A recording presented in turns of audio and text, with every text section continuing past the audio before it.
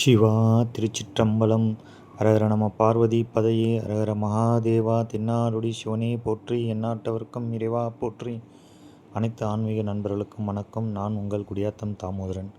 இன்று நாம் காணவிருக்கும் திருக்கோயில் திரு இன்னம்பூர் எழுத்தரிநாதர் திருக்கோயில். இந்த கோயில் பார்த்திங்கன்னா கும்பகோணத்திலிருந்து திருப்புறம்பயம் செல்லும் வழியில் 8 கிலோமீட்டர் தொலைவில் இருக்குது.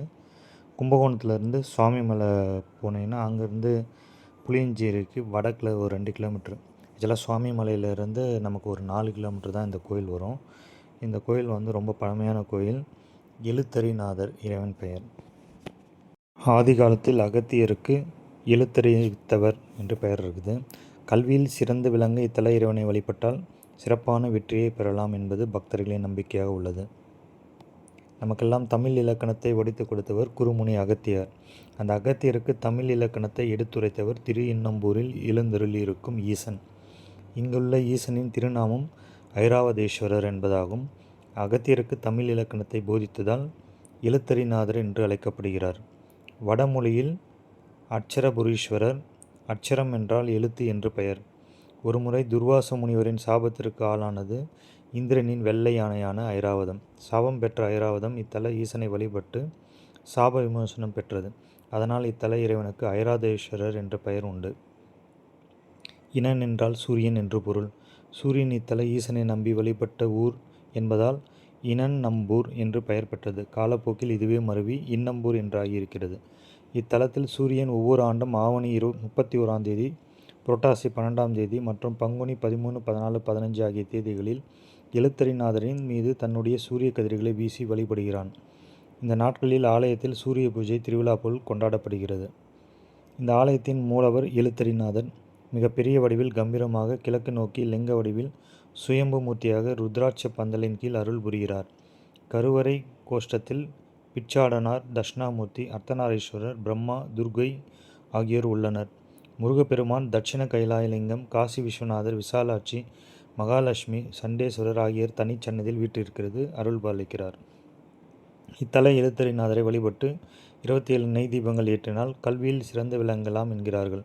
ஆதி காலத்தில் அகத்தியருக்கு எழுத்தறிவித்தவர் இத்தல இறைவன் என்பதால் கல்வியில் சிறந்து விளங்க இத்தல இறைவனை வழிபட்டால் சிறப்பான வெற்றியை பெறலாம் என்பது பக்தர்களின் நம்பிக்கையாக உள்ளது. ஈசனின் கருவறை விமானம் கஜபிஷ்ட வடிவில் இருக்கிறது. விமானத்தின் கிழக்கு புறம் ஈசன், அம்பாள், சுதன்மன் மற்றும் சோழமன்னனின் கதை சிற்பங்களும் உள்ளன. இந்த ஆலயத்தில் உள்ள பைரவரை தேய்பிறை அஷ்டமி நாள்களில் பால், பன்னீர், விபூதி, சந்தனம் மற்றும் பஞ்சாமிர்தம் போன்றவற்றால் அபிஷேகம் செய்வதுடன் நெய் தீபம், மிளகு தீபம் ஏற்றி வழிபட்டால் கடன், உடற்பிணிகள் அகலும். ஆலயத்தின் தெற்கு சுவரில் சிலை உருவில் நடராஜர் எழுந்தருளியுள்ளார். மாத திருவாதிரையும் மார்கழி மாத திருவாதிரையும் இந்த கோயிலில் வெகு சிறப்பாக நடைபெறும். இங்குள்ள நடராஜர் சிலை கடலில் இருந்து கிடைத்ததாக கூறுகிறார்கள். இவரை மாத திருவாதிரை நாட்களில் அபிஷேகம் செய்து வழிபட்டால் சகல செல்வங்களும் வளங்களும் இல்லத்தில் நிறையும். எழுத்தரிநாதரின் வாசல் அருகே 4 திருக்கரங்களுடன் தெற்கு நோக்கியபடி சௌந்தரநாயகி என்னும் நித்திய கல்யாணி அம்மன் திருமண கோலத்தில் எழுந்தருளியிருக்கிறாள். இந்த அன்னையை செவ்வாய்க்கிழமை ராகு காலத்தில் எலுமிச்சை பழ தீபம் ஏற்றி வழிபட்டால் வெகு விரைவில் தடைகள், தோஷங்கள் விலகி திருமணம் நடைபெறும் என்கிறார்கள். எலுமிச்சை பழத்தின் மேற்புறம் சிறு துளையிட்டு சாறை வெளியேற்றிவிட்டு பின்பு அந்த துளை வழியாக சிறிது நெய் விட்டு துளையில் திரியை நுழைத்து தீபம் ஏற்ற வேண்டும். எலுமிச்சை பழத்தை 2ஆக வெட்டுவது கூடாது. கிழக்கு நோக்கி 5 நிலை ராஜகோபுரம் உள்ளது. ராஜகோபுரத்தின் வலதுபுறம் தெற்கு நோக்கியபடி 4 திருக்கரங்களுடன் கையில் ஜெபமாலையை ஏந்தி தவக்கோலத்தில் மற்றொரு அம்பாள் சுகந்த கொந்தலாம்பிகை அருள் பாலிக்கிறாள். அழகிய மனம் பொருந்திய கூந்தலை கொண்டவள் என்பது இந்த அன்னையின் பெயருக்கான பொருள். பூங்கொம்பு நாயகி என்றும் அன்னை அழைக்கப்படுகிறாள். மகாமண்டபத்தில் நவகிரகங்கள் உள்ளன. புரட்டாசி மாதத்தில் நவராத்திரி 10 நாட்கள் திருவிழா நடைபெறுகிறது. கல்வி பயில தொடங்கும் முன்பும் குழந்தைகளை பள்ளியில் சேர்க்கும் முன்பும் இத்தலம் அழைத்து வந்து பரப்பிய நெல்லில் ஓம் அட்சரபுரீஸ்வராய நமக என்று குழந்தைகளின் விரலை பிடித்து எழுத வைக்கிறார்கள். இப்படி வித்யாபியாசத்தை தொடங்கும் நிகழ்ச்சி இந்த ஆலயத்தில் தினமும் நடைபெறும் நிகழ்வுகளில் ஒன்றாகும். குறிப்பாக சரஸ்வதி பூஜை, விஜயதசமி நாட்களில் குழந்தைகளை கூட்டி வந்து ஈசனை வழிபட்டு வித்யாபியாசத்தை தொடங்குவது அதிக அளவில் நடைபெறுகிறது. சரஸ்வதி பூஜை, விஜயதசமி நாட்களில் இன்னம்பூர் எழுத்தரிநாதரை குடும்பத்துடன் வழிபட்டு பள்ளி கணக்குகளை மட்டுமல்லாமல் நம்முடைய வாழ்க்கை கணக்குகளையும் சரி செய்து கொள்ளலாம். சுதன்மன் என்னும் சிவபக்தன் இன்னம்பூர் எழுத்தரிநாதரை அனுதினமும் வழிபட்டு வந்தான். அவன் இன்னம்பூர் ஆலயத்தின் நிர்வாக கணக்கு வழக்குகளையும் கவனிக்கும் பொறுப்பில் இருந்தான். ஒருமுறை அந்த பகுதியை ஆண்டு வந்த சோழ மன்னன் இன்னம்பூர் கோவிலின் வரவு செலவு கணக்குகளை தன்னிடம் சமர்ப்பிக்குமாறு சுதன்மனுக்கு கட்டளையிட்டான். சுதன்மனும் ஆலய கணக்கை எடுத்து கொண்டு போய் மன்னனிடம் சமர்ப்பித்தான். ஆனால் அந்த கணக்கு வழக்குகளில் மன்னனுக்கு ஐயம் ஏற்பட்டது. நாளை பகல் பொழுதுக்குள் என்னிடம் சரியாக இன்னம்பூர் ஆலய கணக்குகளை சமர்ப்பிப்பதாக வேண்டும் என்று உத்தரவிட்டான் சோழ மன்னன். எந்த இடத்தில் கணக்கில் தவறு செய்தோம் என்று தெரியாத நிலையில் மனக்குழப்பம் அடைந்தான் சுதன்மன். பின்னர் எழுத்தரிநாதரின் கருவறை முன்பாக அமர்ந்து சிவபெருமானை நினைத்து துதித்தான். தன் வேதனையை, தனக்கு வந்திருக்கும் துன்பத்தை களைய வேண்டி பிரார்த்தித்தான். மறுநாள் சுதன்மன் மன்னனை சந்திக்கச் சென்றான். அவனை பார்த்து, மன்னன், இன்று காலையிலேயே இன்னம்பூர் ஆலய கணக்கு வழக்குகளை என்னிடம் மிக சிறப்பாக ஐயமுற விளக்கிவிட்டீர்களே, பிறகென்ன என்று கேட்டான். சுதன்மனுக்கு ஒன்றுமே புரியவில்லை. அப்படியா, ஒன்றுமில்லை என்றபடியே எழுத்தரிநாதரின் ஆலயத்திற்குள் வந்தான். அங்கேயே ஒரு இடத்தில் படுத்து கண்ணுயர்ந்தான். அப்போது அவன் கனவில் தோன்றிய ஈசன், பக்தா, நான் தான் உன் உருவத்தில் மன்னனிடம் சென்று ஆலய கணக்கு வழக்குகளை ஒப்படைத்தேன் என்று கூறி மறைந்தார். எழுத்தரிநாதரின் அருட்கருணையை நினைத்து தன் கடைசி காலம் வரை அவரது கோயிலிலேயே வழிபட்டு பின்பு சிவலோக பதவி அடைந்தான் சுதன்மன். இந்த கோயில் பார்த்திங்கன்னா கல்வி அபிவிருத்தியை தரும் ஸ்தலமாகும். இது காவிரியின் வடகரையில் அமைந்துள்ள 54வது தலங்களுள் 45வது திருத்தலமாக அமைந்துள்ளது.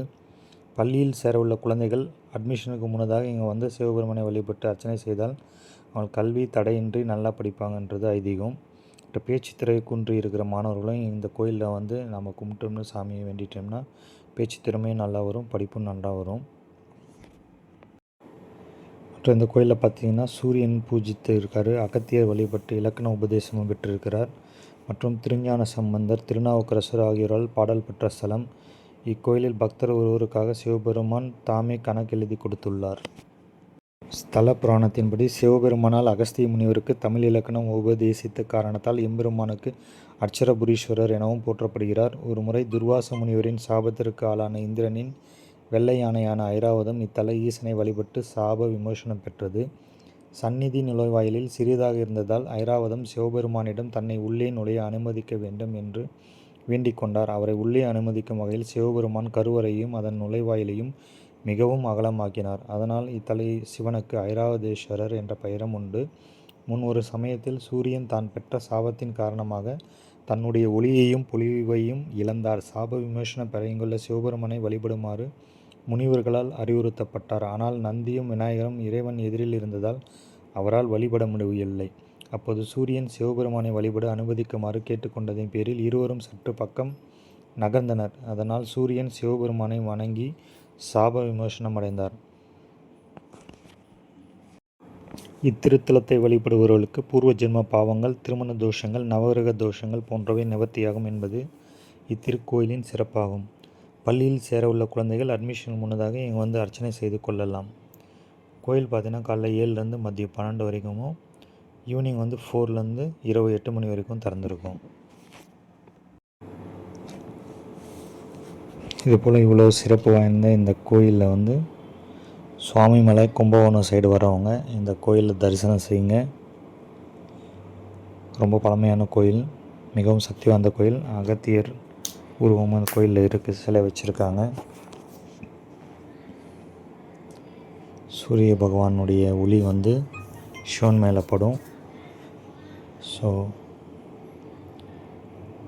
கோயிலுக்கு வாங்க, கோயிலை சுத்தமாகவும் வச்சுங்க. கோயிலில் கொடுக்குற பிரசாதம் விபூதியெலாம் வந்து கீழே கொட்டாதீங்க.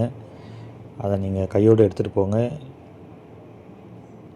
கோயிலில் சாமிக்கிட்ட வேண்டும்போது கோயிலை சுத்தமாக வச்சுக்கிறேன், என் பிரார்த்தனை நிறைவேச்சுன்னா கோயிலை நான் சுத்தப்படுத்துகிறவங்களுக்கு உதவுறேன் அப்படின்ற மாதிரி வேண்டிக்குங்க. உழவார பணி செய்யும் அடியார்களுக்கு உதவி செய்யுங்க. அப்படி இல்லைன்னா நீங்களே வந்து உழவார பணி செய்யுங்க. இந்த மாதிரி வேண்டுதல் வச்சுங்க. ஆலயம் காப்போம், ஆலய தூய்மை, ஆண்டவன் சேவை, உழவாரம் செய்வோம், உயர்வு பெறுவோம். அனைத்து அடியார்களுக்கும் நன்றி. சிவாய நம. திருச்சிற்றம்பலம். அடுத்த பதிவில் சந்திப்போம். நன்றி. சிவாய நம.